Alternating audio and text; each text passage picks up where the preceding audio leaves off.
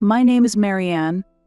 At the start of last year, I overindulged in gourmet food and gained 3 kilograms, so I'm 45 years old and dieting in anticipation of this coming end-of-year holiday. If I lose 3 kilograms now, it won't be a problem if I gain 3 kilograms during the long holiday, right? Right? Isn't that the point? Haha, you must be joking. There's so much delicious food from Christmas to New Year's. It's a happy problem. I'll probably end up buying myself Valentine's chocolates too. Oops, I'm drooling a little. Looks like I'm going to gain weight again this year, oh dear. Well, today I have a winter episode I'd really like you to hear. It's a story from when I was 25 years old. After dating for several years, my engagement to my boyfriend, Scott, was decided, and I introduced him to my parents.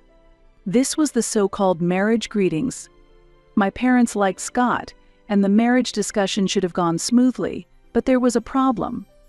When my older sister, Sally, who is 2 years older than me, came back from work, she was fixated on Scott. Strangely, when you are sisters, you can understand each other's feelings and thoughts. She had fallen in love with Scott at first sight. I hoped it was just a whim, but when my sister shook hands with Scott, she blushed and held his hand tightly. Even when talking, she always had a dreamy look in her eyes. I don't think it's appropriate for a sister to behave like that towards her younger sister's boyfriend, but she must have done it unconsciously. Human emotions are uncontrollable, and I continued to pretend I didn't see anything, believing my sister wouldn't pursue a serious relationship. However, after Scott left, my sister, who had just come out of the bath wrapped only in a towel, confronted me. "You should call off the engagement," she declared. According to her, that man is a philanderer and you can find someone more suitable. She continued to slander Scott. But there was no basis for her claims. "Why do you think he's a playboy?" I asked. "It's a woman's intuition," my sister replied. My sister has never had a boyfriend. How could I believe in her woman's intuition based on her inexperience with the opposite sex? Therefore, I thought I should trust Scott's character, which I have observed over the years. Of course, I casually dismissed my sister's advice with a "yeah, I'll be careful not taking it too seriously." Since then, Scott frequently visited our home. He said he wanted to build a good relationship with my family, so I invited him over comfortably in response. My parents were pleased, and I hoped that my future husband and my parents would get along well. Though the relationship should have been built positively, my sister tried to build a good relationship with Scott in a different sense.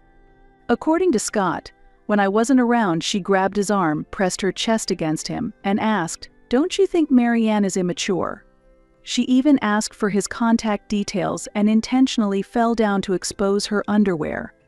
Scott said it was so overdone it was actually funny, but I would have been really worried if he was the kind of man to take it seriously.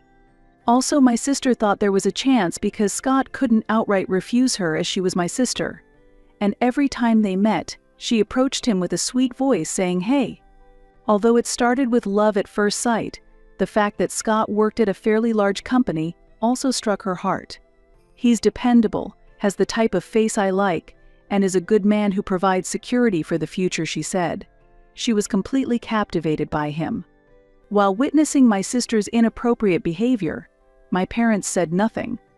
In fact, it's not new for my parents to say nothing to my sister. Honestly, my sister has always been the type who can't do anything right. For instance, if asked to warm up the side dishes, she somehow uses a non-heat-resistant plastic dish and melts it, and she was bad at studying. She was also not good at sports, often skipping swimming classes with various excuses like hurting her foot, feeling unwell, or having skin issues. She was not good at academics, sports, or household chores. Honestly, her looks aren't particularly outstanding either. Still, just because she is the eldest daughter, my parents treat her specially and secretly push the role of supporting her onto me. Quietly, that is. I've been continually told to make her stand out without attracting attention. It's unfair to be treated so differently as siblings. However, maybe my parents see her as a pitiable child who can't do anything, which makes them feel even more sorry for her. Strangely, I've always been the type who is efficient and can do anything quickly. Perhaps the adults felt there was no charm in teaching someone who could handle everything on her own. Thus, I can easily manage the task of supporting my sister, and I sometimes intentionally act as the incapable one in public. As I grew out of my teenage years and realized, continuing this way, I'll fail the exams, I began to resist my parents and act on my own will. If I had continued to comply, I really would have become a person who can't do anything. Due to my defiance, my sister began to dislike me a bit for losing support, but our relationship was never truly bad. We could talk normally, and sometimes I even gave advice on her issues. Our family had distorted aspects, like overprotectiveness towards my sister and a bit of hostility from her, but I still think we were a perfectly normal family. However, the balance was disrupted because Scott did not reciprocate my sister's feelings. I can't accept that my younger sister is getting married before me. On the eve of our wedding, my sister exclaimed these words to our parents. "Don't say that. You will find a good partner soon too, Sally." "I agree with Dad, Sally. It's not like that. Normally the older sister gets married first, and then the younger sister. It's too soon for her." "But the wedding is tomorrow, isn't it?" "What are you saying, Mom? Don't you care about me?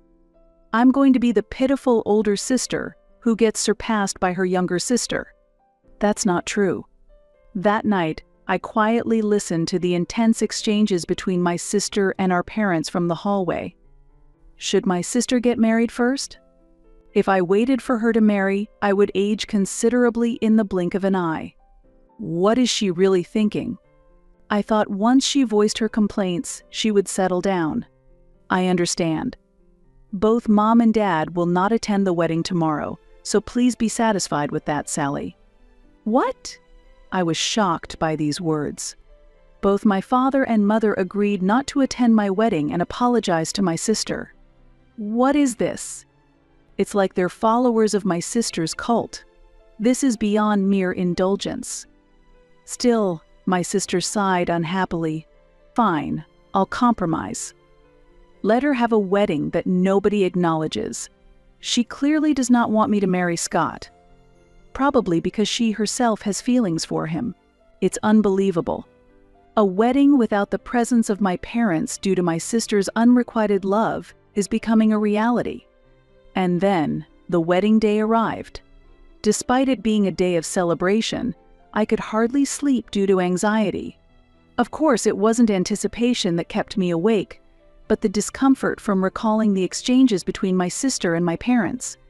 I won't forget the satisfied smile on my sister's face when my parents told her they wouldn't attend. At the venue, I explained to Scott and his parents that mine would not be attending. I apologize. My sister opposes this marriage, so my family will not be attending, I said. It was a heartbreaking announcement to make. My in-laws could hardly believe that there were parents who would not attend their own daughter's wedding. They were silent for a while after hearing my story. On such an important day, the moment I felt the heavy atmosphere, my mother-in-law took my hand. Immediately, my father-in-law placed his hand on top of ours. "Do you remember that your family is here? Don't make this day a sad one. Come on, why don't you smile?" said my mother-in-law warmly, and I couldn't help but tear up. "Marianne, I'm here as your husband, so please stop saying the family isn't attending," Scott said as he tenderly stroked my head. Seeing me start to cry, my in-laws and Scott hurried to cheer me up, saying, "Don't cry. You're the bride and your makeup will run," even though they were joking. Then my mother-in-law looked at me intently and said, "Marianne, it might be tough with your family back home, but this new life you're starting should be a wonderful beginning. Let's build your own family." Though I was feeling abandoned, my mother-in-law firmly embraced me. Scott and my father-in-law followed suit. I told myself it's okay, just like my mother-in-law said, "This is supposed to be a new beginning." I vowed to build my own happy family, and that day I officially got married with Scott. 15 years have passed. During that time, my husband and I had a daughter and 2 sons. My capable daughter, who can handle anything, keeps an eye on her 2 mischief-loving brothers who mess up the house. Sometimes, the sound of my own voice yelling, "Stop it now," surprises even me. Scott's job was going well, we bought a house, and we were living a stable life, but then unexpected visitors appeared.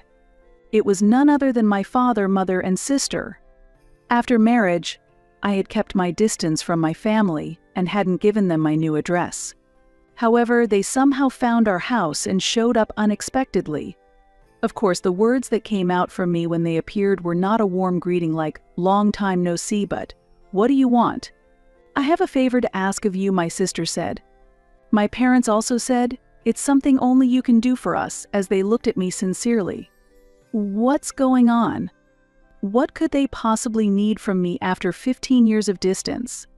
Half in anticipation and half in fear, I remained silent as my mother spoke up. "We want you to give Scott to your sister." What? Both Scott and I were shocked by her words. Wait a minute. Why do you mean I need to give Scott away? When I asked this sharply, both my parents turned away, looking guilty. Only my sister remained smug and proud.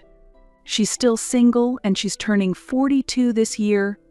And that's a problem because I couldn't grasp the logic in my father's words. Scott showed the same confusion. Actually, the company she worked for recently went under, and she's currently unemployed. That's tough. We worry about your sister's future being single and jobless. We hope you understand. Since you are sisters, you should feel the same. I silently countered their serious looks with, "No, I don't think so," in my mind. Curious about what they would say next, I was frustrated with my father's slow speech. I held back unnecessary comments, eager to hurry his response. "She's always liked Scott. And she's still alone because of that. You've enjoyed your marriage with Scott, haven't you? Could you please let your sister have him for the rest of her life?" What? What do you mean? Seeing their reactions, Scott seemed lost for words as well. Meanwhile, my parents were pleading, please, and my sister maintained her haughty demeanor. She seemed certain she would get Scott. Given that my parents always catered to her desires, it's no wonder she believed it. But this was an outrageous request. As I held my head in my hands, Scott pulled me aside and whispered, "This might actually be a chance." Really? Yeah, because this is like that joke you made when you were drunk coming to life. Then, shall we go for it? With that, we stood up and faced my sister and parents again. "Do you really love Scott that much?" Surprised by my question, my sister couldn't hide her astonishment and repeated several times, "Yes, yes, I really have loved him all this time." Truly? That's some deep affection. To continue loving him for 15 years, even though he's another woman's husband. Yes, it's been very painful. Seeing you and Scott together, it should have been me. Stunned by her conviction-filled words, Scott and I struggled to keep our composure. "I give up. If you love him that much, I'll step aside." The parents were shocked by this statement. My mother quickly reacted, "Really? Don't you love Scott too?" "No, actually, Scott. To tell you the truth, I've always liked Sally." When Scott replied, my sister's face flushed with delight. "Really? I knew it. You never resisted when I hugged you, and your eyes always looked so loving. I've been waiting. Finally, this moment has come." It was hard for me to suppress my laughter. Scott was pretending to cry, but I could see his shoulders shaking. "We'll just have to bear with this moment a little longer. We'll always be together from now on, Scott." Suddenly, my sister started speaking to him so casually, it strangely sounded natural. For the past 15 years, she must have been experiencing a fulfilling romance with Scott in her mind. "Sally, I'm happy. Please be my support from now on," Scott said with a smile. "Yes, absolutely. So, I'm going to quit my job. Really?" The sudden blush on my sister's face disappeared, replaced by an expression of shock. "I want to be with you, Sally, all the time, so I'm quitting my job to always be by your side. What? I won't even go outside anymore. I'll follow you to the bathroom, and I'll watch you do housework from behind. Scott's cheerful tone left my sister momentarily stunned before she began to panic. Our parents couldn't hide their disturbance either. But I'm not working either, and this? This is troubling. What's troubling? If we're together, we have nothing to fear. We don't need money to be happy. But nowadays, we need to pay for insurance, right? It's not like the old times. We can't love each other if there is no money. I'm not saying that, but my sister's eyes lost focus. Seizing the moment, I quickly said, Scott, if we do end up divorcing, I'll be taking a generous share of the assets, so you better pay up. Don't worry, your sister and parents will take care of the payments, Scott replied with a laugh. Hearing this, our parents went pale and looked at each other. Sally, this is hard to say, but this isn't right. Stealing a husband from your sister. Exactly, Sally. That is indeed. Where had all the previous passion gone? It was as if our parents had suddenly switched their gear. What are you talking about? You promised to give Scott to me. But Sally, that was before. I don't want to hear it. Doesn't anyone support me? As my sister ranted in a frenzy, she pulled my mother's hair, and my father struggled to mediate. It was like watching a scene of utter chaos. In the midst of the chaos, Scott calmly inserted his words. As everyone's attention turned to him, he said, Honestly, you are not my type. I respect you as Marianne's sister. But apart from that, I don't really want to interact much with you. Especially that upward gaze. Yes, that actually turns me off. The feeling that someone harbors unrequited feelings for me is honestly quite difficult. Scott's candid remarks left both my sister and our parents speechless. But Scott, what was all that earlier? Please stop being so casual with someone else's husband. There's no way he could fall for you. We have a family and we are living happily. While saying this, I stopped my sister, who was walking towards Scott with a pale face. What? You tricked me, my sister shouted. How can you think someone who hasn't contacted you for 15 years loves you? Isn't that unrealistic? I challenged her. My sister's face turned red and she began to tear up. Clearly tears of frustration. If you were truly an attractive woman, maybe. But no one finds charm in someone who is unemployed, dependent on their parents, and can't do anything because her mother has always done the household chores. With those things at your age, any marriage wouldn't last long. As I spoke plainly, Scott chuckled quietly behind me. Struck by the truth of these words, my sister began to cry loudly, unable to stop her tears. Our parents tried to comfort her, but their faces bore confused expressions, as if saying it's really true. Therefore, I'm not handing over Scott. With that being the case, please give up, Sally. At this, my sister began to cry like a child. It was an unseemly sight for an adult. She really hasn't grown up. Take this experience as a lesson, and please don't involve yourself with us again. No matter how much trouble you find yourself in the future, don't expect any help from us. With that, I slowly closed the front door. When the children asked, "What happened?" I responded, "It's Halloween season, so it seems a ghost came early." My eldest suggested, "Let's exorcise the spirit." Although I stopped that idea, it almost seemed like there was a wailing ghost outside, as we could hear my sister crying. Another 5 years passed, and she remained single. She managed to find a job but was eventually fired for inappropriate behavior and caused trouble by rushing into marriage too much, leading to her being banned from matchmaking events. It seemed she might stay single for life. My parents are working part-time even after retiring, saving money for her sake. They probably realize they can't rely on her for their future care. I hope they feel the consequences of indulging her after all their hard work. Now, I spend my days as a homemaker without worrying about my children's school fees, thanks to my intelligent children and a husband with a stable income. Sometimes I wonder if working outside could have helped me quickly burn off the calories from overeating during the end-of-year holiday. My daughter, already slim, is entering her growth phase and wants to start dieting, which I'm persuading her against. You can think about dieting when you're older like me, I advise her.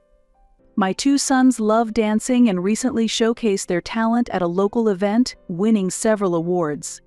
They confidently say, "We're going to be in BTS one day."